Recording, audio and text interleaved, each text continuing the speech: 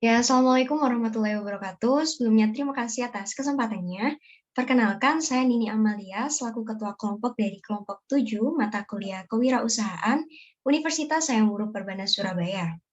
Di sini, saya dan rekan-rekan saya akan menjelaskan tentang produk kami, yaitu Couch, atau kepanjangannya yaitu Keranjang Anyaman Lidi Janur. Ya, kita next. Di kelompok 7 sendiri itu beranggotakan yang pertama ada saya sendiri, Nini Amalia Dwi Cahyani dengan NIM 2020 310176. Kemudian yang kedua ada Jessica Putri Widiawati dengan NIM 2020 310036. Kemudian yang ketiga ada Anissa Putri Nurjana dengan NIM 2020 31010311. Kemudian yang terakhir ada Yasinta Barbara Zlata Peti dengan NIM 2020 310426. Ya, selanjutnya yaitu latar belakang dari produk kami. Saat kita mendengar kata janur, pasti kita tidak akan asing dan langsung memikirkan anyaman ketupat yang dimana biasanya disajikan saat momen-momen tertentu. Janur atau daun kelapa yang masih muda ini sering digunakan oleh masyarakat Nusantara sebagai alat kehidupan sehari-hari. Contohnya untuk acara pernikahan, pengobatan luka, kerajinan tangan, dan lain-lain. Selain daun janur yang bermanfaat, lidi janur juga banyak dimanfaatkan oleh masyarakat sebagai sapu lidi dan juga tusuk sate. Tetapi dengan kreativitas yang tinggi ini, lidi janur bisa dimanfaatkan sebagai kerajinan yang berkualitas. Menurut David, pada tahun 2016, kerajinan tangan mempersembahkan setiap tingkat kerajinan menengah yang termasuk di dalamnya kerajinan keranjang, perhiasan atau yang presisi, logam, gelas, serat untuk sandang dan dekorasi, kulit, kayu, furniture, kertas, keramik, dan media kreasi yang dicampur. Dan menurut Bapak Sutardi Santoso dan Anggia pada tahun 2008, tanaman kelapa atau Cocos nucifera adalah tanaman serbaguna yang mempunyai nilai ekonomis tinggi. Seluruh bagian tanaman kelapa muda dari akar, batang, daun, dan buah dapat dimanfaatkan untuk pemenuhan kebutuhan manusia, sehingga dikatakan sebagai pohon kehidupan atau tree for life. Oke, untuk produk Couch ini merupakan inovasi yang kami buat untuk memanfaatkan limbah lidi janur yang menumpuk. Jadi menurut salah satu rekan kami di desanya, di desa sebelah rumahnya merupakan desa toleransi, di mana terdapat 4 agama sekaligus. Di desa tersebut adalah Desa Sonosekar, Kecamatan Tirtoyudo, Kabupaten Malang, Jawa Timur. Di desa ini terdapat 4 agama, yaitu agama Islam, Hindu, Kristen, dan Katolik. Alasan kami ingin membuat kerajinan keranjang ini dikarenakan banyaknya masyarakat penganut agama Hindu di tempat tersebut, di mana setiap hari mereka harus sembahyang dan membuat canang atau tempat untuk memuja dewa. Namun karena masyarakat Hindu hanya menggunakan pelepah daun janur saja, maka banyak lidi yang terbuang sia-sia. Dengan membuat keranjang ini, kami bisa memanfaatkan limbah lidi janur tersebut untuk dijadikan sebagai sumber ekonomi baru, di mana tidak hanya digunakan sebagai sapu lidi, tetapi juga menjadi kerajinan yang dapat dipasarkan dan punya nilai yang tinggi, serta dapat menambah kearifan lokal.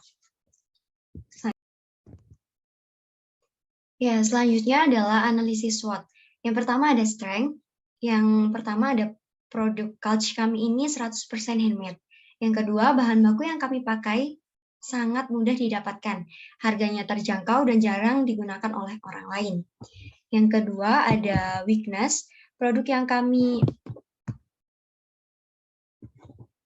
buat adalah 100% handmade. Maka proses memakan lumayan lama. Yang ketiga, ada opportunity, yaitu yang pertama dapat dijual oleh ibu-ibu dan remaja perempuan. Yang kedua, pemasaran dapat dilakukan di banyak tempat secara langsung maupun media online. Dan yang terakhir ada trade, yaitu banyak produk yang sama. Ya, selanjutnya ada analisis pesaing. Yang pertama, untuk produk Couch sendiri, pembuatan relatif lama, sedangkan keranjang rotan dan keranjang bambu itu, pembuatannya itu juga relatif lama. Kemudian yang kedua, harganya terjangkau. Nah, di Couch sendiri itu harganya masih belum terjangkau. Karena apa? Karena produk yang kita buat ini produk yang masih belum masih jarang ditemukan di pasaran. Untuk keranjang rotan juga sama, yaitu harganya tidak terjangkau. Untuk keranjang bambu sendiri, keranjangnya itu harganya terjangkau karena kita melihat situasi dan kondisinya kalau bambu itu kan sudah banyak ditemui di banyak tempat. Kemudian untuk yang ketiga, mudah kropos dan rusak. Untuk produk couch sendiri dan juga keranjang rotan itu tidak mudah kropos dan rusak. Sedangkan untuk keranjang bambu sendiri itu mudah kropos dan rusak. Biasanya kalau orang Jawa menyebutnya itu mudah bubuk gitu. Kemudian yang keempat, mudah patah. Ya, untuk keranjang couch dan keranjang rotan sendiri tidak mudah patah karena kami itu menggunakan bahan yang mudah lentur. Dan begitu pula dengan keranjang rotan, jadi mereka itu lebih lentur. Dan untuk keranjang bambu sendiri itu mudah patah karena dilihat dari tebal tipisnya pemotongan bambu tersebut. Kemudian untuk tahan lamanya dari produk couch dan keranjang rotan itu tahan lama. Ya, seperti yang sudah saya sebutkan tadi bahwa keranjang couch dan keranjang rotan ini tidak mudah kropos dan tidak mudah rusak. Sedangkan untuk keranjang bambu sendiri itu tidak tahan lama. Dan yang terakhir, banyak pesaing dari bahan yang sama. Untuk couch sendiri ini kami masih belum menemukan pesaing dengan bahan yang sama. Sedangkan dengan keranjang rotan dan keranjang bambu ini sudah banyak sekali kita temui di pasaran. Terus selanjutnya, ada luaran program. Yang pertama, luaran programnya yaitu laporan kemajuan yang dicapai dari produk keranjang anyaman lidi janur. Yang kedua, laporan akhir kegiatan PKMK keranjang anyaman lidi janur. Yang ketiga, ada keranjang anyaman lidi janur bermanfaat untuk kebutuhan hiasan dan kebutuhan untuk tempat bunga tabur. Nah, dan yang keempat, artikel ilmiah keranjang anyaman lidi janur yang terbuat dari lidi daun kelapa muda sehingga awet dan tidak mudah rusak. Baik, sekian dari saya. Untuk selanjutnya akan dilanjutkan oleh rekan saya.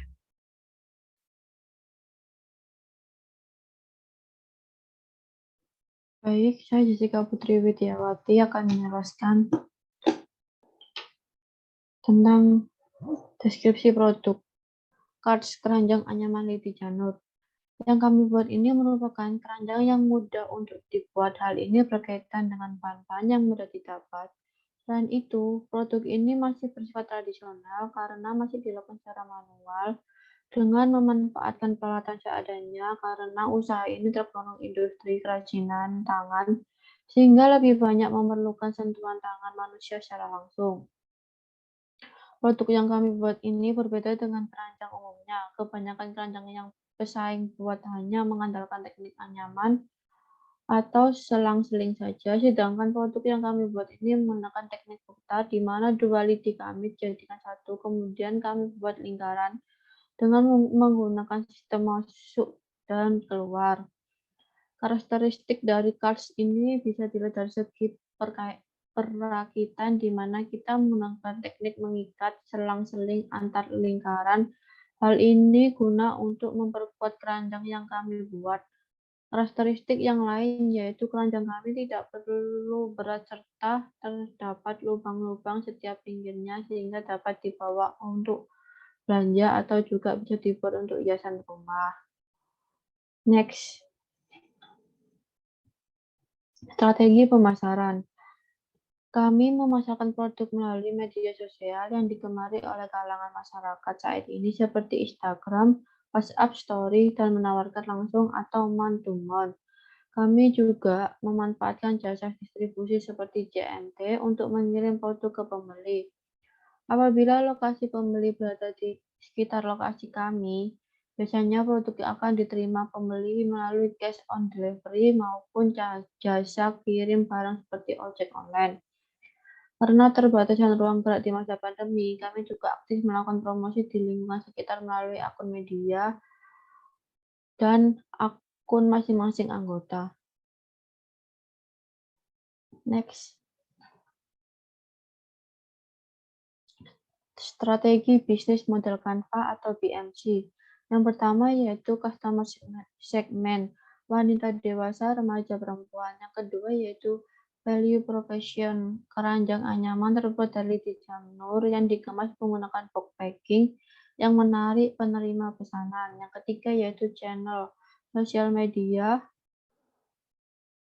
pameran brosur. Yang keempat yaitu customer relationship, penjualan secara langsung, online atau offline.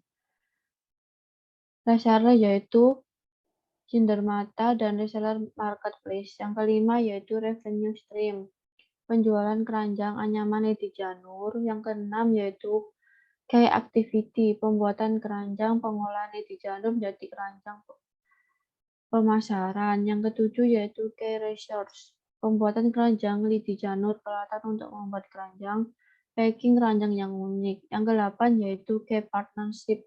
Kita akan bekerja sama dengan toko souvenir dan toko jual buah. Yang ke-9 yaitu cost struktur, biaya peralatan keranjang, biaya bahan keranjang, biaya pengemasan jasa, dan juga biaya pemasaran. Next. Ini dia gambar BMC dari kelompok kami. Sekian dari saya, bisa dilanjutkan dengan rekan lain. Terima kasih. Ya, terima kasih atas kesempatannya. Di sini saya Anisha Putri dengan NIM 311 akan melanjutkan presentasi dari rekan saya, yaitu tentang analisis keuangan. Jadi modal kerja yang didapat itu 80% dari dana diperoleh, yaitu dana diperolehnya 6 juta totalnya. Lalu ada biaya produksi. Yang pertama ada biaya tetap. Biaya tetap itu ada cutter-nya ada 4 buah, jadi satuannya 2.000 dan totalnya 8.000. Lalu ada guntingnya juga 4 buah, satuannya 2.500, totalnya jadi 10.000. Lalu ada hair dryer yang satuannya itu 250.000 dan totalnya 250.000. Jadi total dari biaya tetapnya itu 268.000. Lalu ada biaya variabel. Yang pertama ada janur 100 ikat dan satuannya itu 10.000. Jadi totalnya 1 juta. Lalu kardusnya 24 buah. Satuannya itu 1.500 dan totalnya itu jadi 36.000. Lalu ada kain pelapis 12 buah, yaitu satuannya 2.000 dan totalnya 24.000. Lalu ada lem 24 buah, satuannya 7.000 dan totalnya 168.000. Isolasinya ada 8 buah, satuannya 5.000 dan totalnya 40.000. Lalu vernisnya 3 botol, harga satuannya 15.000, totalnya 45.000. Benangnya 4 buah, satuannya 3.000 dan totalnya 12.000. Plastik kreseknya 100 buah, satuannya 1.000 dan totalnya 100.000. Lalu ada box packagingnya 100 buah, harga satuannya 3.000, totalnya 300.000. Jasa produksinya harga satuannya 8.000 dan totalnya 800.000. Biaya pembelian bahan 10.000, totalnya 10.000 juga. Jadi total biaya variabelnya 2.535.000. Total biaya produksinya yaitu dari 268.000 ditambah 2.535.000 jadinya 2.803.000. Sisa modalnya dari 6 juta dikurangi 2.803.000, totalnya 3.107.000 rupiah. Lalu harga pokok produksi, jumlah unit produksinya 100 unit. Jadi harga pokok produksi per unitnya 28.030 rupiah. Harga jual per unitnya 37.000 dan apa per unitnya 8.970. Bisa di next slide. Lalu ada BEP, break even point. Yang pertama ada BEP unit. Jadi rumusnya jadi total fixed cost dibagi price dikurangi variable cost per unit. Jadi 268.000 dibagi 2.535.000 per 100 unit, hasilnya jadi 37.000 dikurangi hasil itu tadi. Jadi 268.000 dibagi 11.650.000, total BEP per unitnya itu 23 unit. BEP in rupiah yaitu rumusnya total fixed cost dibagi 1 min biaya variabel per unit dibagi harga jual. Total fixed cost-nya 268.000, biaya variabel per unitnya 25.350, harga jualnya 37.000. Nah, tadi itu dibagi dan 1 dikurangi hasil dari pembagian tadi. Jadi Rp268.000 dibagi 0,31 714 dan PDP rupiahnya Rp853.503. Bisa di next slide. Untuk cash flow-nya kita pada bulan 1 sampai bulan ketiga kita asumsikan menjual 7 unit. Lalu pada bulan keempat sampai ke-6 kami menjual 10 unit. Lalu bulan ke-7 sampai ke-9 14 unit. Bulan 10 sampai bulan 12 20 unit. Bulan 13 sampai bulan 15 21 unit. Lalu bulan 16 sampai 18 30 unit, bulan 19 sampai ke 21 28 unit, dan bulan 22 sampai ke 24 sebanyak 40 unit. Jadi total saldo akhir kami memiliki Rp14.365.000. Sekian dari presentasi saya, akan dilanjutkan oleh rekan saya.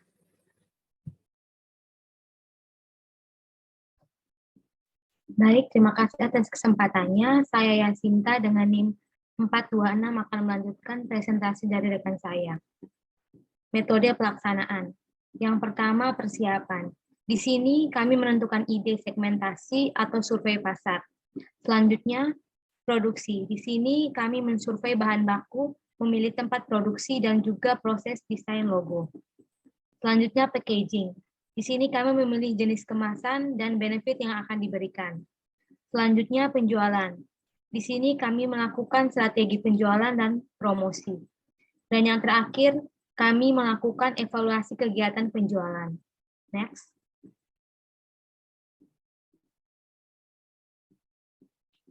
Keberlanjutan usaha. Pada tahun 2022, pemunculan ide dan penjualan dengan target 100 unit. Pada tahun 2023, penambahan kreasi dan target penjualan menjadi 200 unit. Pada tahun 2024, penguatan produk dengan ilmu teknologi dengan target penjualan bertambah menjadi 300 unit. Pada tahun 2025, kami mencari relasi yang dapat menjadi partner penjualan dengan target menjadi 400 unit. Dan pada tahun 2026, kami mencari peluang untuk masuk ke dalam lingkup bisnis yang besar dan target penjualan menambah menjadi 500 unit. Next slide. Rekapitulasi rencana anggaran biaya. Bahan habis pakai dari Belmawa 4 juta dan dari perguruan tinggi 440.000. Sewa dan jasa dari Belmawa tidak ada dari perguruan tinggi 440.000. Transportasi lokal dari Belmawa 560 dan biaya lain-lain dari Belmawa 1.020.000 dan dari perguruan tinggi 100.000. Jumlahnya 6.560.000. Rekap sumber dana dari Belmawa 5.580.000 dan dari perguruan tinggi 980.000. Dari instansi lain tidak ada, untuk jumlah semuanya 6.560.000. Next slide. Jadwal kegiatan PKMK. Pemunculan ide yang bertanggung jawab Ninik Amal, koordinasi dan survei pasar yang bertanggung jawab Ninik, Jessica, Anissa, dan Yasinta. Proses desain produk, kemasan, dan logo yang bertanggung jawab Jessica, Anisha, dan Yasinta. Survei bahan baku, sampling, dan produksi Ninik Amalia. Pemasaran produk Ninik, Jessica, Anissa, dan Yasinta. Pembuatan presentasi dan pengiriman laporan Ninik, Jessica, Anissa, dan Yasinta. Next slide, Kak. Berikut cara pembuatan produk keranjang anyaman lidi janur. Next slide. Sekian presentasi dari kelompok kami, kurang lebihnya kami mohon maaf.